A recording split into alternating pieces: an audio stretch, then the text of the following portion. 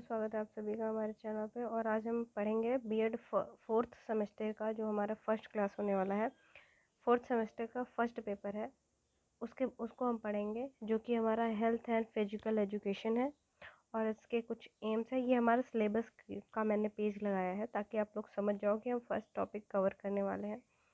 First paper health and physical education हमारा, जिसमें पहला यूनिट हमारा होता है हेल्थ एजुकेशन, और उसका हम पहला टॉपिक लेंगे कॉन्सेप्ट ऑफ वेलनेस। वेलनेस का कॉन्सेप्ट ही क्या है, ये मैंने कुछ इंग्लिश में लिखा है। अगर आप इसे पढ़ना चाहें तो पढ़ें, या फिर हम सीधे हिंदी पे मूव करते हैं, क्योंकि हमें चीज़ों को समझना है। स्वास्थ्य शिक्षा में कल्याण। कल्याण शब्द का अर्थ ही होता है किसी का अच्छा चाहना ना। तो स्वास्थ्य शिक्षा में कल्याण एक सक्रिय यानी एक्टिव, निरंतर और समग्र यानी कि पूरा, होलिस्टिक जिसे इंग्लिश में बोलते हैं, स्वनिर्देशित प्रक्रिया है। स्वनिर्देशित मतलब कि आप चाहेंगे तो ही, जैसे अपने स्वास्थ्य की बात करें, अपने स्वास्थ्य के कल्याण के लिए हम अगर कुछ करना चाहेंगे तो ही कुछ होगा, और अगर करेंगे तो एक्टिव होके करेंगे। अगर अपनी हेल्थ के बारे में चाहें तो हम एक्सरसाइज करेंगे, योगा करेंगे, हेल्दी फूड खाएंगे। तो ये स्वनिर्देशित होती है, किसी के कहने पे नहीं किया जाता। बहुत ये जब तक खुद से निर्देश या खुद से मोटिवेट नहीं होते तब तक ये चीज़ नहीं होती है। तो प्रक्रिया है जो एक सार्थक जीवन की ओर चुनाव करने की दिशा में अग्रसर होती है। सार्थक जीवन की ओर, अपने लाइफ को सार्थक बेनिफिशियल बनाने के लिए ये हम लोग करते हैं। और केवल बीमारी से बचने से आगे बढ़कर, मतलब स्वास्थ्य कल्याण जो है, स्वास्थ्य शिक्षा में कल्याण की बात सिर्फ यही नहीं है कि हम बीमारी से बच जाए और हमारे स्वास्थ्य का कल्याण हो गया, नहीं। बीमारी से बचने से आगे बढ़कर अपनी पूर्ण क्षमता को प्राप्त करने की ओर अग्रसर है, कि हमारी मैक्सिमम जो कैपेसिटी है हमारी बॉडी की, हमारे माइंड की और सारी चीज़, तो वो मैक्सिमम कैपेसिटी को अचीव करने के लिए ये है। यह समग्र कल्याण को संतुलित करने के लिए शारीरिक, मानसिक, भावनात्मक, सामाजिक, आध्यात्मिक, पर्यावरणीय, वित्तीय और व्यावसायिक आयामों को एकीकृत करती है। मतलब स्वास्थ्य शिक्षा में कल्याण का अर्थ सिर्फ शारीरिक या मानसिक ही नहीं है, बल्कि भावनात्मक, हमारे इमोशन जो भी, वो भी मैच्योर हो सके, और हम सामाजिक, आध्यात्मिक, स्पिरिचुअल, पर्यावरणीय, हमारे आसपास की चीज़ें, एनवायरनमेंट जो होता है हमारा, वो वित्तीय यानी हम फाइनेंशियल, और व्यावसायिक आयामों, बिजनेस के लिए भी हमारे ये सारी चीज़ों को एकीकृत करके, मतलब एक साथ लेके हम अपने आप को अपने मैक्सिमम कैपेसिटी के थ्रू कैसे अचीव करते हैं, वो चीज़ होती है स्वास्थ्य शिक्षा में कल्याण का अर्थ।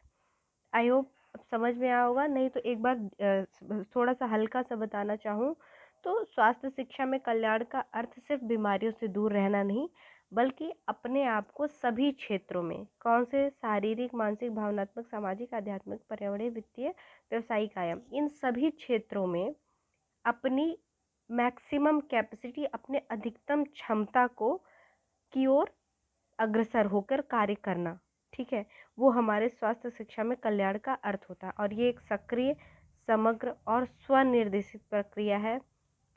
अब अगर आप देखना चाहें तो यहाँ पे जो चीज़ें मैंने बताई, spiritual, emotional, intellectual, physical, social, environmental, financial, वही चीज़ है कि ये हमारे इंडिविजुअल वेलनेस है, हमारी व्यक्तिगत, हमारी ये कल्याण की चीज़ है, जिसको हम खुद चाहेंगे तो ही होगा। वही चीज़ है यहाँ पे 8 डायमेंशन ऑफ वेलनेस, वही चीज़ सारी दी हुई है हमारी। यहाँ पे ऑक्यूपेशन यानी हमारा बिजनेस वाली चीज़ अलग से यहाँ पे मेंशन किया गया है। अब आगे बढ़ते हैं, मुख्य घटक और आयाम। तो स्वास्थ्य शिक्षा में कल्याण के क्या मुख्य घटक हैं और क्या आयाम है, उनके बारे में भी हम देख लेते हैं, ठीक है। पहली बात तो मुख्य घटक क्या है, ये एक सक्रिय प्रक्रिया है। स्वास्थ्य एवं एक गतिशील, विकसित होने वाली और सचेत परिवर्तन और विकास की प्रक्रिया है। जो हमारा हेल्थ है वो गतिशील है। ऐसा नहीं है कि आप 5 दिन हेल्दी खाते हो और अगले 25 दिन आप अनहेल्दी खा लेते हो, फिर बोलते हो हम तो हेल्दी खाते हैं, हमारा हेल्थ एकदम अच्छा है। नहीं, आप रेगुलर बेसिस पे अगर एक्टिव होकर अपनी चीज़ों को अच्छा रखेंगे तो ही आपका हेल्थ जो है वो अच्छा रहेगा। तो स्वास्थ्य एक गतिशील, विकसित होने वाली और सचेत परिवर्तन और विकास की प्रक्रिया है, जो कि सही है। समग्र दृष्टिकोण यह मानता है कि जीवन के सभी आयाम आपस में जुड़े होते हैं, एक की उपेक्षा करने से दूसरा प्रभावित होता है। बिल्कुल मानता है, बिल्कुल सही बात है कि अगर आप शारीरिक रूप से, जैसे आपका एक आयाम हो गया ना, आपकी बॉडी हो गई, जैसे आपकी बॉडी हेल्दी नहीं है अगर, तो क्या आपका माइंड हेल्दी हो जाएगा? नहीं। और आपकी बॉडी और माइंड हेल्दी नहीं है तो क्या आपके पास पैसे रहेंगे, आप अच्छा बिजनेस करेंगे? जब बुद्धि ही नहीं रहेगी तो आप किस प्रकार का बिजनेस करेंगे कि आप बहुत ही ज़्यादा वेल्दी हो जाएंगे?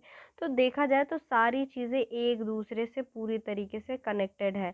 तो इसीलिए कहता है कि समग्र दृष्टिकोण, होलिस्टिक अपना दृष्टिकोण रहता है इसका, जो कि सही है, एक मुख्य घटक है स्वास्थ्य कल्याण में।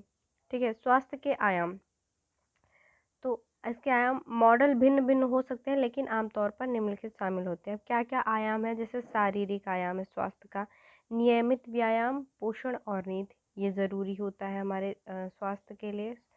भावनात्मक, भावनाओं, तनाव का प्रबंधन करना, यानी कि कब लोग ज़्यादा जो सोचते हैं उसको कैसे मैनेज करना। स्ट्रेस मैनेजमेंट एक बहुत ज़रूरी चीज़ होती है किसी भी हेल्दी बॉडी के लिए। अगर आप किसी भी बात पे ज़्यादा सोचते हो तो आपकी हेल्थ पे वो बहुत गलत इफ़ेक्ट डालता है। और लचीलापन विकसित करना, भावनाओं में लचीलापन से क्या मतलब है? कोई चीज़ अगर आप कर रहे हो तो उसके सिर्फ अच्छे रिजल्ट के बारे में सोचना, वो ठोस हो जाता है, दृढ़ हो जाता है। पर लचीलापन मतलब कोई भी काम कर रहे हो आप, जैसे कोई एग्ज़ाम दे रहे हो तो उसके अच्छे से अच्छे नंबर और बुरे से बुरे नंबर आने के लिए आप खुद को मेंटली प्रिपेयर रखते हो, तो वो आपकी भावना है। खैर एग्ज़ाम देने के बाद सभी को ये चीज़ हो जाती है कि लगभग कितना आएगा, वो चीज़ ठीक है, बट कभी भी किसी चीज़ को लेके इतना एक ही साइड को मत लेके चलो कि आपका जो है वो फीलिंग को, इमोशन को डिस्टर्ब करे। लचीलापन, फ्लेक्सिबिलिटी रखो हर चीज़ में, अच्छे बुरे को सुनने के लायक खुद को तैयार रखना चाहिए, वही भावनात्मक जो होगा हमारा एक प्रकार से विकास होगा।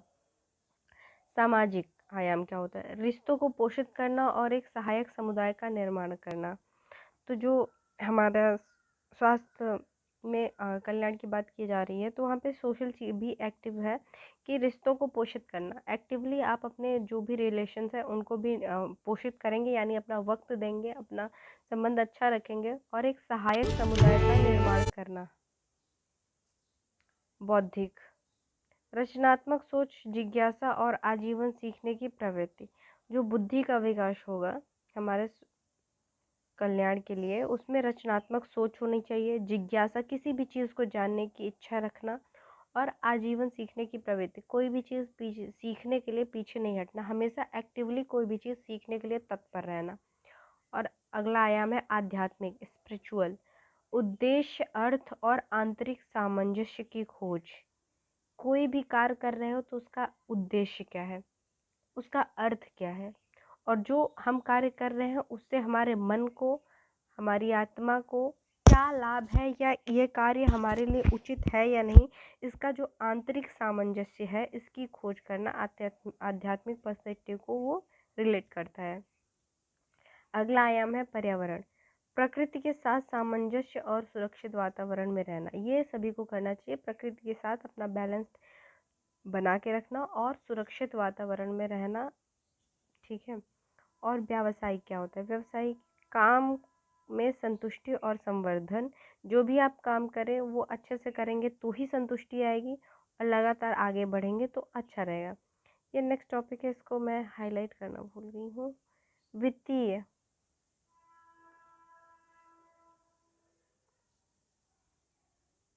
अभी कर देते हैं, यूँ ऐसे ही हाईलाइट कर देते हैं इसको। ठीक है, तो वित्तीय नहीं हुआ, तनाव कम करने के लिए संसाधनों का प्रबंधन करना। ठीक है, फाइनेंशियल आप तभी स्टेबल रहेंगे जब आपके पास संसाधन रहेंगे, हर चीज़ का संसाधन आप खुद प्रबंध करेंगे तो। अब स्वास्थ्य शिक्षा में कल्याण, एक अगर थोड़ा सा अलग हट के देखा जाए तो क्या है, स्वास्थ्य शिक्षा व्यक्तियों को अपने स्वास्थ्य की जिम्मेदारी लेने के लिए सशक्त बनाकर कल्याण को बढ़ावा देना है। ऊपर हमने होलिस्टिक पढ़ा कि किन किन चीज़ों से होना चाहिए, और यहाँ पे हम थोड़ा सा बस देख रहे हैं एक नज़र में कि हम क्या कर सकते, लिख समझ सकते हैं इसको। स्वास्थ्य शिक्षा व्यक्तियों को अपने स्वास्थ्य की जिम्मेदारी लेने के लिए सशक्त बनकर कल्याण को बढ़ावा देती है। ओके, स्वास्थ्य शिक्षा से ये होता है। निवारक देखभाल, बीमारी होने से पहले ही उसे रोकने वाले व्यवहारों पर ध्यान केंद्रित करना। अगर हम स्वास्थ्य शिक्षा के बारे में पढ़े रहेंगे तो हमें लक्षणों के बारे में पता रहता है कि ऐसा करने से कई बार ऐसा हो जाता है, तो वो चीज़ निवारक, कोई भी समस्या होने के पहले भी हम उसका देखभाल कर लेते हैं। व्यवहार परिवर्तन, शिक्षा उचित पोषण, तनाव कम करने और भावनात्मक बुद्धिमत्ता जैसी आदतों को बढ़ावा देती है। किसी भी चीज़ के बारे में अगर आप पहले से ही जान लेते हो, तो अगर आपके बिहेवियर में वो गलत तरीके से की जा रही है तो उसको आप क्या करोगे, चेंज कर लोगे, जो कि सही चीज़ है कि अगर आप एजुकेट हो जाते हो अपने हेल्थ को लेके तो आपकी लाइफ के लिए बेटर ही रहेगा। संतुलन, बैलेंस, एक ऐसी जीवन शैली को प्रोत्साहित करना जो औसत दर्जे के स्वास्थ्य के बजाय सर्वोत्तम स्वास्थ्य प्राप्त करने के लिए विभिन्न आयामों को संतुलित करती हो। जो आयाम हमने बताए हैं ऊपर, उन्हीं को।